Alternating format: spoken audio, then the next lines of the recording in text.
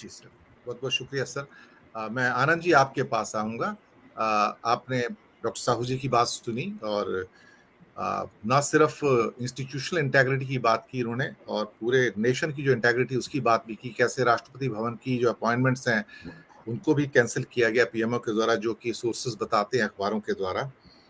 एक चीज़ तो आनंद जी है कि अ, मैं भी व्यवस्था का एक हिस्सा रहा हूँ। एक चीज़ होती है ओथ, शपथ होती है, देश के प्रति आप शपथ लेते हैं। वो शपथ हर व्यक्ति जो संविधान के पद पर बैठा है, वो भी लेता है। अगर मेरे सीने में भी कुछ सीक्रेट्स हैं, अगर मैं व्यवस्था का हिस्सा रहा हूँ, तो मैं उसको कभी रिवील नहीं कर सकता हूँ। भले ही मैं रिटायर हो गया, लेकिन उसके बावजूद भी रिवील नहीं कर सकता हूँ मैं। पर सवाल ये पैदा होता है कि अगर उन्होंने सही कहा है, तो फिर जनता के सामने ट्रुथ आना चाहिए और अगर झूठ बोला है, तो फिर उनको देशद्रोह में पकड़ कर अंदर डालना चाहिए कि आप देश का नाम बदनाम कर रहे हैं और प्रधानमंत्री के ऑफिस का नाम बदनाम किया जा रहा है इसके अंदर। लेकिन वो खामोशी जो है उधर की, दूसरी साइड की, वो खामोशी बहुत कुछ कह रही है और खामोशी इस प्रश्न का उत्तर नहीं हो सकता आनंद जी। मैं आपकी टिप्पणी चाहूँगा और इस पूरे मसले को आप किस रूप में देखते हैं? आपकी उसके ऊपर क्या ऑब्जर्वेशन है? जी। देखिए जिस समय पुलवामा हमला हुआ था, हमले के जस्ट बाद हम गए थे वहाँ पे और जो वहाँ से जहाँ ये हमला हुआ, जिस तरफ से आई थी गाड़ी और वो सारी चीज़ें, घटनाक्रम जो रहा वहाँ लेथपुरा का, वो सारा देखा, तो उसमें ये बात निश्चित रूप से बहुत साफ तौर पे आ रही थी कि इतना बड़ा कॉन्वॉय कैसे जा रहा था। और क्योंकि कॉन्वॉय जाने का एक सिस्टम होता है कि उसके पहले पेट्रोलिंग पार्टी जाती है, चेक पार्टी जाती है, बम चेक किए जाते हैं, पूरी रूट साफ किया जाता है, तब जाती थी। और उसके एक बड़ी बात थी कि पहले जो है जब कॉन्वॉय चलता था तो पूरा ट्रैफिक रोक दिया जाता था। तो कुछ दिन से पहले कुछ जो हालात में सुधार आए थे, तो इस वजह से वो ट्रैफिक खोला गया था।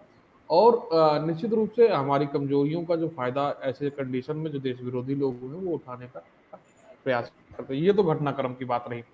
दूसरी बात रही सत्यपाल मलिक जी ने जो कहा है, मेरी उनसे भी बात तो हुई थी, तो उन्हें बहुत सारी चीज़ें पता है और उनको बारे में एक बहुत साफ तौर पे है कि वो सीधे-सीधे कई बातें बोल देते हैं, कई बातें बताते हैं।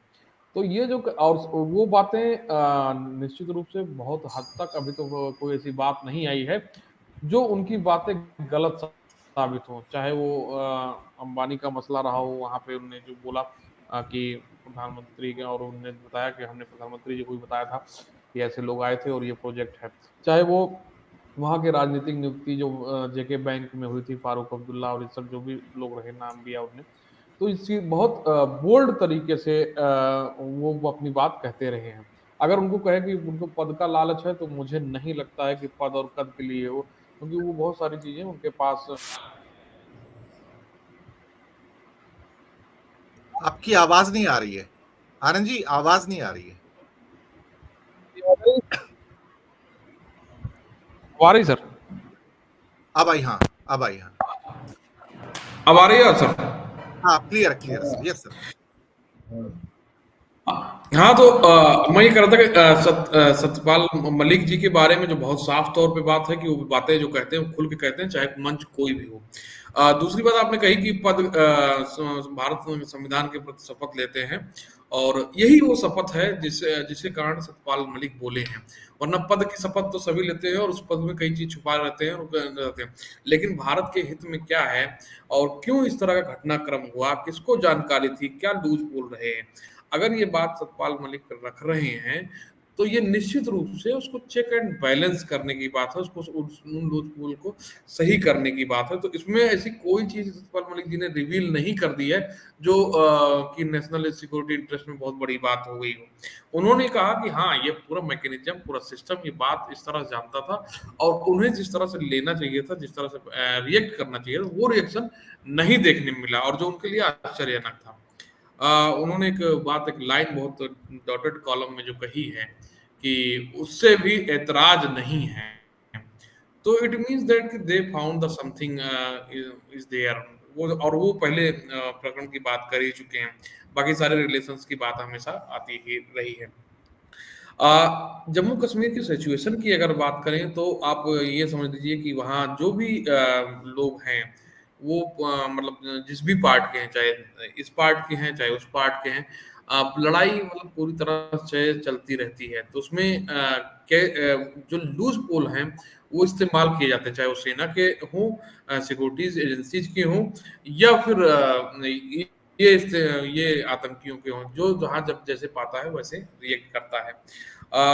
लेकिन जो समझ में आने वाली बात ये है, जो समझने वाली बात ये है कि इस सारे इस बात के दरमियान जो 2019 का इलेक्शन था, मैं पूरा कवर कर रहा था और मुझे इस घटना के क्रम के पहले जो मैं 1-2 बार बात में कह भी चुका हूँ कई मंचों पे कि इस घटनाक्रम के पहले स्थिति फ्लक्चुएट कर रही थी और जैसे ही ये स्टेबल हुआ है, ये 14 फरवरी को हुआ है घटनाक्रम, वैसे ही स्थिति पूरे इलेक्शन की स्टेबल हो गई है।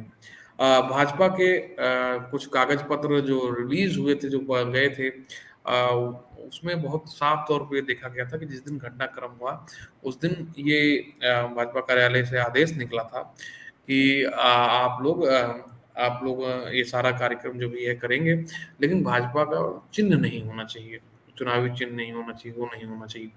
तो किस तरह से ये चीज़ें सर्कुलेट की गई, ये भी बहुत ध्यान रखने वाली बात है।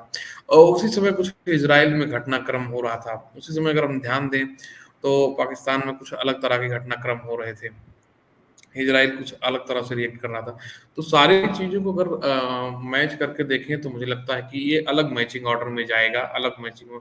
लेकिन अब ये बात सवाल ये है कि सतपाल मलिक जी के आरोप और इन मैचिंग ऑर्डर्स को मैच कौन करेगा? जिसकी ज़िम्मेदारी थी, उसको तो सतपाल मलिक जी पहले ही बता चुके थे कि ये घटनाक्रम हुआ है और ऐसे हुआ है और चुप होने के निर्देश दे दिए गए। रही बात अब चुप्पी की, तो मुझे याद आता है कि कांग्रेस में घटनाक्रम चला था कि एक घोटाले को उससे बड़े घोटाले से दबाया जाता था।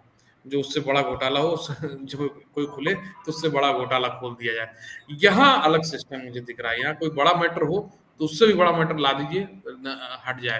अब आप ये देख लीजिए कि मुझे याद है कि 1000 करोड़ की हीरोइन जब पकड़ी गई मुद्रा एयरपोर्ट पे, जो सबसे बड़ा कंसाइनमेंट था पूरी दुनिया में जो पकड़ा गया था, अ, उसके सिर्फ मुझे लगता है कि आप मुंबई में हैं तो बेहतर जानते हैं, मुझे लगता है कि 24 घंटे के अंदर शाहरुख खान के बेटे वाला प्रकरण चल गया और वो लोग भूल गए कि 1000 क्विंटल की हीरोइन या इस तरह की चीज़ें पकड़ेगी।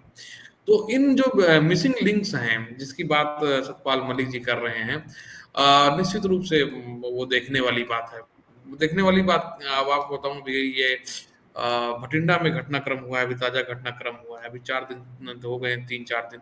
अभी तक ये पता नहीं लग पाया ये आतंकी हमला है या किसी सिपाही ने आपस में ही गोली मारी।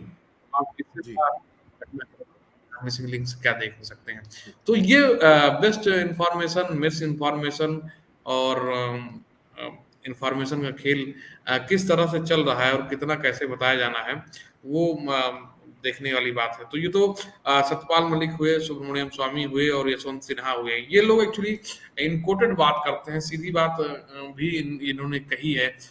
लेकिन सवाल यही उठ जाता है, मनसा मनसा पर सवाल मेरे भी मन में ये बात आती है कि ये बात पद से हटने पर ही क्यों? ये डेयरिंग उस पद पे रहते हुए ये लोग क्यों नहीं दिखा पाते? चाहे सुब्रमण्यम स्वामी रहे हों, चाहे ये इकबाल मलिक जी की बात हो, चाहे यशवंत सिन्हा जी की बात हो। तो ये जो सवाल होता है, इनकी सारी बातों का जो घटनाक्रम की ये बात सही है। वो जो बात कह रहे हैं, मैं इसको सही गलत कहने की बात नहीं कर रहा हूँ, वो भी एक मायने में कहीं न कहीं ऐसा तो होगा नहीं। सतपाल मलिक हवा में बोलने वाले आदमी नहीं हैं। लेकिन किसी बात को कब कहा जा रहा है और किस कॉन्टेक्स्ट में कहा जा रहा है और क्यों कहा जा रहा है, एक पत्रकार के तौर पे जब हम इसमें देखते हैं, तो निश्चित रूप से कि हमें ये देखना ही होता है कि आखिर अब क्यों? जी, ये इतने दिन बात हो गई तो अब क्यों? जी। बहुत महत्वपूर्ण बिंदु उठाए हैं आपने वैसे।